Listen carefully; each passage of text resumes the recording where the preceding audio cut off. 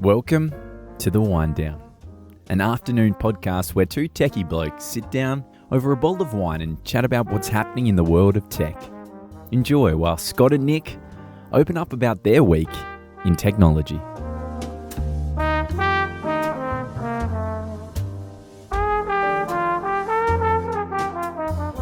Well, ladies and gentlemen, hello and welcome to the WineDown. My name is Nick Bojad, and with me I have Scott. Hello, Scott. How are you? Hello, Nick. I'm lovely. Thank you. What a wonderful day. Yeah, absolutely. Now, first of all, and we do this every time, where are we? What are we drinking? We had such a great time at the Rag and Famish last time that we decided to come back and explore the upstairs area. We're not downstairs, though. We're upstairs. That's right. Do you know what I've worked out upstairs? Better wine? They have a restaurant upstairs, and you can order off the restaurant's wine list. Here we go. So I have a bigger glass. Yes, because they use bigger glasses. Oh, and Google found a few restaurants near us. That's absolutely awesome, isn't it? Anyway, moving on. Talking about technology and usefulness. I think we're going to talk about complexity, and there's some in that. Yes, there is too. Anyway, before we start, what have we got? Hey, this is a lovely drop. This is a Kudos Cab Sav, Coonawarra Cab Sav, made by Leakenfield. And they've got quite a few drops out there, but this is a 2017. Now this comes from a special card that I haven't seen in very many places called Bin Ends. Oh, okay. So this is like the end of a run, just a few bottles left. It could either be that it's the end of the run at the winery, or it could very well be... end of the run at the pub? Yes. Yep. They've actually said they've got a whole bunch of stuff that's been sitting around that just hasn't gone anywhere, or it's fallen off the sales list and it's just been sitting there. And they've just decided to put it all on a sheet and say, hey, here's some older stuff we've got. It's very nice, actually. It is very nice, actually. Watch some of this a little bit more. It reminds me of an interesting story I had once. Go on. I was in the US and went to a steakhouse. This was in Cleveland. And at the end of the dinner, we said, maybe we'd like a little after dinner drink. Do you have any port? And they. Well, that's always a complex question in the US. So have fun with that. It is, and the waitress there was port. Do you mean port wine? And I said, okay, sure, port wine. Do you have any port wine? Thinking that must be what they call it here. Okay, off she goes and brings me back an entire glass of port. Awesome. And we thought, oh no, what? Oh well, I thought, that's not quite how you know what? That's fine. Just it's all good. So we sort of started. Hey, this is really good. Wonder what it is. Anyway, we got through that after a while, and it was really beautiful port. Out came the bill. One glass house wine, 75 cents. Oh, nice. So, excuse me, 3 more glasses of port wine, please. Apparently the barman had found it dusted in some old dusty bottle hidden under the counter, and no one knew what it was, and finally someone had ordered it. Wow. Anyway. My 18th birthday, I got bought a bottle of Taylor's 1955 vintage port, which I managed to be very careful and only drink by itself with cheese. Yes. But it was something else. It truly was. Anyway, so the topic today, Scott, it's one of yours, so I'll let you run with it. Complexity in IT. Complexity in IT. Yeah, we have a bit of that. Yes. Look, we've been going out seeing clients the past years and so forth, and looking at where you're having problems. What are we trying to fix? What's keeping you awake at night? And it usually comes down to we've got something happening in the business, and you pull it apart, and it's just, here's this 25-step process to achieve what is something very simple. So that's an interesting point. I remember in my business when I had it, about 6 years into the business, I found somebody doing this incredibly stupid, complex process, and I went, where did that process come from? And they said, Nick, we've always done it like that. Yes. Winding it back 5 years before, we didn't have a process to do something. And one afternoon, I just dreamt one up and just went, we'll just do these things and we'll see how that goes. And we'll continually review it, which was the bit that didn't happen. That's right. We didn't review it at all for 6 years until it was so embedded in my business. Actually getting out of it was harder than getting into it. It was way funky. And also the whole thing, and we had this in previous companies as well, that even stuff that we had produced, we didn't realise that as we grew and grew and grew, at one point we decided to stop and look inward inside the business for a bit, try to work out what was going on. And we said, what are you doing? Blah, blah, blah. Why are you doing that? I've got a great example. We were working with an accounting firm in Brisbane, and they asked us to come and map their processes. So Yes. that's fine. So it's a 3-partner firm. And we set up, we said, well, let's do the simple one. We're going to do individual tax returns. And I had everybody in the boardroom, all partners, and we started mapping the tax return. How does it start? Well, one partner said, well, it starts when the client says, I want to do my tax return. And the other one said, no, it starts when we hit a certain date. And the other one says, no, it starts when we get a notification from the ATO. So now you get a kind of picture for how identical these processes are not going to be in the same organisation. It turned out, when we finished, every process was totally unique. Right? 3 partners, 3 teams, 20 people at this firm, 3 different processes. And then I said, well, let's find a single process that works for everyone. And we couldn't. I'll tell you what, if you think about the complexity in these processes, do you think that's really where the business value is? That's fascinating. I always thought, a suburban accountant, your business value is that you're close to your customer. Okay, that's interesting. Mind you, I've always said for an accountant, their big business value is a good accountant never costs you anything. Because they always make you back more than they cost you. But that's true. My view on the world. That's true. Well, we see this same scenario in IT, where we look at someone needs to make a change to a network or implement a new system, and you're looking at, okay, well, surely we can just go and do that. Oh, no, we've got to do a network change, we've got to make some firewall changes, we've got to do this, we've got to... And all of a sudden, where did all this come from? How did we get into such a state that there were so many blockages in getting even basic stuff done? And it's funny, and I think if I look at, I would say in software at least, it's very cathartic to go and rebuild the software again a couple of times, right? It just gets better and better. And I think it's the same in IT infrastructure, yet there's organizations who've evolved over 20 years. We've never really gone and reviewed anything. They just kept bolting on things along the side, and now they're slow, they're insecure, they're impossible to manage, they're expensive, they're, name your adjective, really. Well, this is the whole problem. Scott, lots of people do things because they can. Yes. Right? I can put a new router up here, I can put another firewall here, I can put a switch here, Telstra come along and I can put a new phone system in. The NBN came, I'll do that. What about 5G? Yes. And there's lots of, I think, certainly in business management, as they get more and more familiar with technology, there's a lot of what we used to call magazine computing. And let me give you an idea, and it comes from a Dilbert cartoon, thank you, Scott Adams, where the pointy-haired boss says, they're talking about something, and Dilbert said, what do you think we need? And the boss says, I think we need a SQL server. And Dilbert turns around to Wally and goes, he doesn't know what he's talking about, does he? He read it in a magazine. He said, I'll test it. And he turns around to the boss and goes, what color SQL server would you like? And the boss says, I believe mauve has the most RAM. So you immediately know that it's just been made up. So you do get a lot of that in management. We have a lot of buzzwords in our industry, but there's some sense behind it, right? But hopefully those I like to play and therefore I'm doing something. Is that, you're doing it at home, or it's a hobby or something like that, in which case, it's ingenuity, or it's, you're just seeing what happens. Yep. It's when that migrates itself into the corporate network that you start having problems. And haven't we seen some of that? And we've seen this with, for example, a client's network, 3 sites set up 3 entirely different ways by 3 different engineers, all trying to outdo the other. Yes. Now, the problem is, as soon as something breaks, you look at that and go, well, what are we going to do with that? How's this supposed to work normally? Yeah, and I think it comes back to those. Now, in our industry, we have these things called TLAs, 3-letter acronyms, which I'm sure everyone's familiar with. But my 2 favorites, the first one is RTFM. Read the manual. You can probably work that one out. But the other one is... not a 3-letter acronym. Yes, okay, whatever. But the other one is also not 3 letters as well, just to make your life easy. KISS. Yeah. Keep it simple. Well, Stupid. Not all of us can, that's half the problem. The IBM used to have the AMD, the Air Movement Device. Oh, a fan. Short for fan. Yep. Yes, a 3-letter acronym for a 3-letter. Oh, don't worry, you have PDUs, which are really long 4-way strips that you plug things into, but they call them power distribution units. Yes. Yes, but anyway. Because we can. Yeah, I know you can. And there we are, we're back to the can. Yes. But when we talk, our theme is cyber security. Yes. The more complex you make something, the harder it is to secure. Yes. Now I'm going to pick a really good idea of complexity.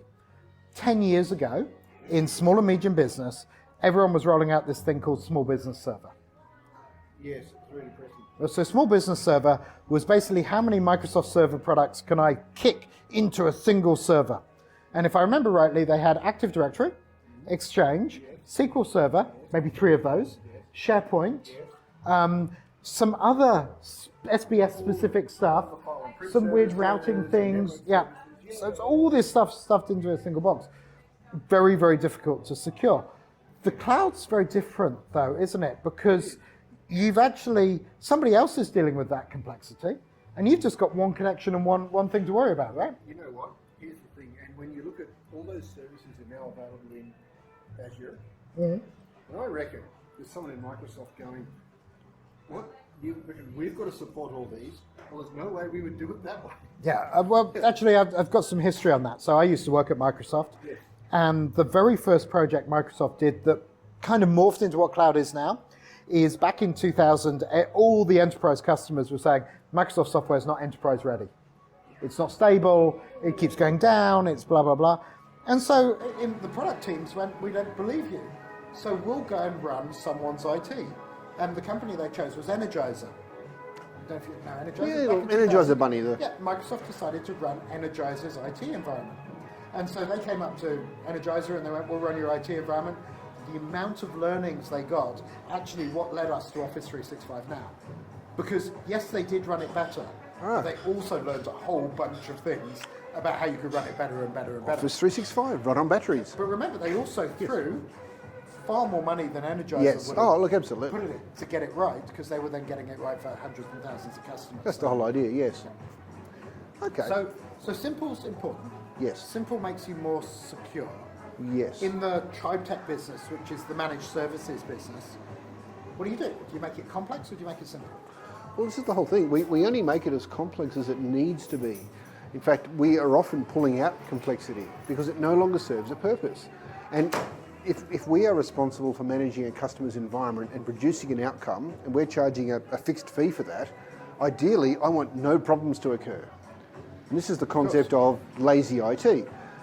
I want to be inherently lazy and do no work and get paid for it. Well, isn't that what Bill Gates said? The people he likes to hire are incredibly lazy, really smart people, because they'll engineer their way and automate their jobs. And this is just it. When I say we want to be lazy, I don't mean we actually don't want to do anything. I said we want to do something once, knowing that it's going to continually work and do whatever it has forever and not cause any problems. Yeah, now, of course, there is a little bit of a... Yeah, so I know you're saying this, but the very first customer, before we got together and we were doing business together, the first customer I introduced you to, the first thing you did is you walked in and ripped a ton of kit out of there and put some very, very simple networking to start with, and then core infrastructure, and just simplified it down. And so before, when I had to work on that customer, I had to fly there, and it was in Victoria. Now we can connect from anywhere, and we can manage it, and it's secure, and we can maintain it, and it's backed up, and all those kind of nice things. And strangely enough, when we did that in that particular client, a whole bunch of other issues went away. Wasn't it funny? Yes. My software started to work because we had network connectivity. Yes, and we had visibility over the network as to what was going on. And it wasn't deep, complex stuff that took days and days and days to do. It's just, we put this in, we set it up, a lot of it's cloud-based, we can go click, click, click, roll out configurations, and it's done. And the thing I really liked is watching Scott himself crawl around a factory, putting routers and switches. Yes, I'm glad I was the one that ended up being down there. Okay, well, we had fun. It was a good time. We did have fun, yes, that was very true. So, a good pub nearby there, actually. Anyway, there's a couple, not very good hotels, but No. we'll talk about that in another podcast. I didn't know you could get under 1 star in a motor inn. Anyway. No, and the 3-star hotel was actually a converted mental asylum, so it was with some of the features still there. Scott had a room once with the pole to handcuff himself around. I'm not sure that was the mental asylum part of the hotel. Moving on. So, we've talked about taking out your business environment and making it simple, but when no one anymore is purely an office with a firewall and a router and DHCP, and we've all started working from home. Well, but that introduces new complexities. But this is the whole thing. We go into existing client environments today that, and let's say there's 1,000 people in a company. You go in there and you look at the sort of environments that they would have built over the past 10, 15 years, and they probably have in place running now, and you say, we need to deliver this application. well, you need to start setting up VLANs and security policies and profiles and lock this We're down and meeting about that backups this and blah, blah, week, blah, blah, actually. blah. It was, and all these things you had to go through just to get an application configured and rolled out and deployed. And you're looking at it and go, why do we do all this? And so how about we did none of that? And the engineers, they go, well, you're stupid. What are you talking about? That's crazy talk. I said, 6 to 9 months ago, you sent all your staff home and the business kept running. And I can guarantee you they have none of this mess at home. Yep. And I think that was a light bulb moment for a few of them. I think it was. And I was in the meeting, we were doing a workshop on a new way of delivering infrastructure for one of our clients. And we suddenly went right at the beginning. People were working from home from grandma's laptop. Yes. So all of your preconceived ideas about managed devices, about VLANs, about edge firewalls, about all of the things that make up your IT infrastructure, you had to throw away and assume your lowest common denominator is a 386DX25 with a web browser. Yes. And Actually, it worked. Not a 386DX25. Not anymore. Right? No, they've gone to a full 386. Yes. But it worked. It did. This is the thing. All of these solutions ended up providing a workable solution and businesses kept doing their thing. Yeah. Now, yes, there were some issues, but it's the concept of not trying to reverse engineer everything that's there and start to simplify bit by bit. Work from home equals, no, get rid of it all and start again at a very basic level. And we were talking to, it's funny, I'm talking to this customer about, you're now like a software as a service provider. You now need to think of your applications as if you're delivering them as software as a service out to your end users. And you know what? If you can buy it software as a service, do that first. If you can't do that, host it as if you're one. And there can be no other ways of doing it because we have to deliver that now. Well, and this is it. When we take on a new client, we essentially replace their network infrastructure with cloud-based infrastructure. Yeah. We replace their systems, we look at all their data, we move them into the cloud, and essentially the majority of their issues tend to go away at that point. So ideally no servers, right? We don't want servers unless there's a specific need for a server. And I get there are some scenarios, right? Yeah, you get specific manufacturing things that need a lot of data on site, that talk to equipment, that have got specialised applications. There is that, But that's the rare case these days. So Scott's talked a lot about infrastructure today, and that's fascinating. And certainly if your infrastructure is simpler, you get less complexity. But one of the things we haven't talked about is software. Ooh, we spend a lot of time now, I tend to reward my senior developers by removing code rather than adding code. We want less code in our software. We want it to be simpler and have less moving parts to make it work. And that's a similar interesting world where we're doing the same thing, just from a software point of view. I saw something on that the other day where there's these companies that used to measure the productivity of developers by the KLOC, 1,000 lines of code. Yep. They said, well, this person has written like 10,000 lines of code over this, so they're obviously better than this person. And I said, well, no, if that person wrote 1,000 and did the same job, then clearly that code's better. Well, not necessarily. No, okay. Not correlational. Yes, okay, that is fair. But yes, if a good developer will reduce the number of lines of code, because every line of code you create is a technical debt. Yes. And technical debt costs you, and that's really where we are in the legacy lands. And I use a great example where as I look at Australia's major banks. Now, only one of them has managed to replace their core banking platform with something new, with less lines of code. The rest of them are still running on mainframes. Yes. In fact, 2 of our major insurers are still running on mainframes. In fact, 3 quarters ago, IBM had their best quarter for mainframes because of all that legacy code bloat. And what's fascinating is the developers who wrote it have now mostly passed away. So nobody knows how that stuff works. I saw a COBOL programmer the other day. Did you? Yeah, old guy, big long white beard, happy as. Yes. He's just playing into his existence on all his writing because no one else knows how to do this anymore. Yeah, well, I've got a friend who's a COBOL programmer, and I take my hat off to him because we have IDEs and simplification and AI in our code, and we can deliver solutions about 100 times faster than they can with the same level of robustness, which is super important. Well, the interesting thing was, he said to me, I said, look, you're going to retire at any point soon, like put the feet up or whatever, get your super and whatever. He said, no, you don't get it. There are 3 of me in the country. Yes. I don't need to retire, and I don't need any more super. I'm charging a bucket for what I'm doing now. I'm having fun doing it. You can charge because there's only 3 of you in the country, and every major bank and insurance company want you. Yes, it's very depressing. It is. So I think that's been a fantastic wind down today. It's lovely to be back at the Rag and Famish. I've never been upstairs before. It's kind of cool. You can see it behind us. Do come and visit if you're in the area. Yes. And certainly if you're watching or listening to this podcast, please give us a like, give us a subscribe, and put comments as what you'd like to hear us talk about, or what type of wine you'd like us to drink. That could be frightening. That would be very interesting. Awesome. I'd love some feedback. Guys, thank you so much. Thanks for watching and listening. Scott, thank you for being here. Thank you all. Have Thank a you, great Nick. day. See ya. Okay. Bye.